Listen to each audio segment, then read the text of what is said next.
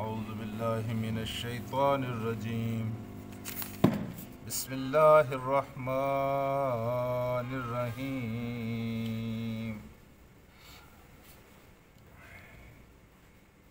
کل ذالک کان سیئہ عند ربک مکروہا صدق اللہ العلی العظیم۔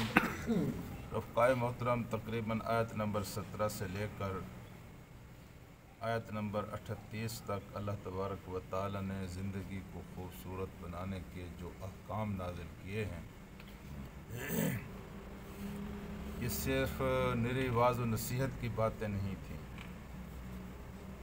بلکہ ان احکامات کی روشنی میں اللہ کے رسول نے اور پھر ان کے خلفائے راشدین نے ایک حکومت قائم فرمائی اور 100% نہیں تو 99% ان احکام کے اوپر عمل کر کے دکھایا۔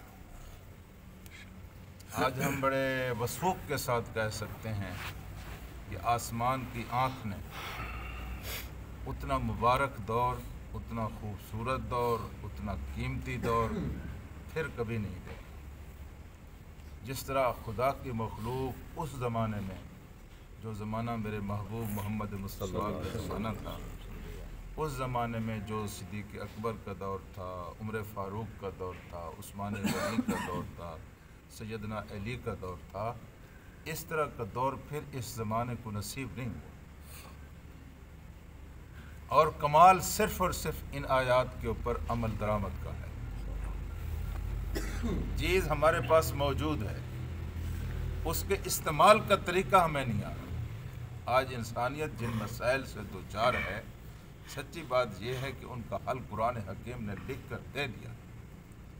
آج بھی اگر انسانیت اس طرف رجوع کرے تو آپ دیکھیں گے کہ بالکل مدینے جیسا ماحول پیدا ہو جائے گا۔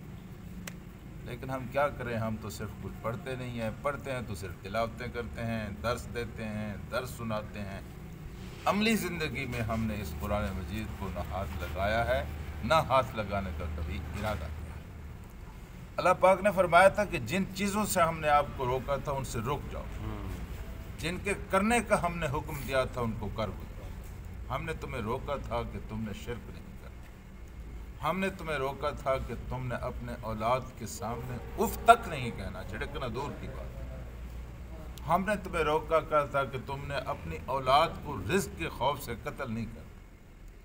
ہم نے تمہیں منع کیا تھا کہ تم نے بدگمانی نہیں کرنی، بغیر تحقیق کے کوئی بات نہیں کرنی۔ ہم نے تمہیں روکا تھا کہ بے حیائی کے کاموں کے قریب نہیں جانا۔ ہم نے تمہیں روکا تھا کہ زنا اور موجبات زنا کے قریب بھی نہیں پٹکنا۔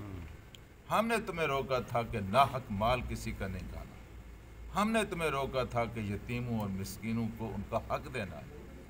ہم نے تمہیں منع کیا تھا کہ تم نے اولاد کو قتل نہیں کرنا۔ آخری جو بات اللہ پاک نے فرمائی تھی وہ یہ تھی کہ تم نے تکبر نہیں کرنا۔ ابتدا شرک سے ہوئی تھی، انتہا تکبر پر ہوئی، اور دونوں کا آپس میں بڑا گہرا تعلق۔ ہمیشہ متکبر آدمی مشرک بھی ہوتا ہے، بالعموم اس طرح ہوتا ہے۔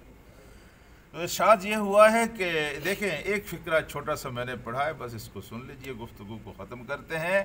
اللہ پاک نے فرمایا یہ ساری چیزیں جو ہم نے ان 20 آیات میں تمہارے سامنے بیان کی ہیں، ذالکہ یہ وہ بات آیا کانا سیئہ، جن کی برائی، جن کی قباحت، جن کی کراہت، سیئہ جن کی برائی، عند ربک تیرے رب کے نزدیک، مکروہا انتہائی ناپسند۔ اللہ تعالیٰ نے ان ساری باتوں کو ناپسند کیا ہے، اللہ تعالیٰ نے ان ساری باتوں کو ناپسند کیا ہے۔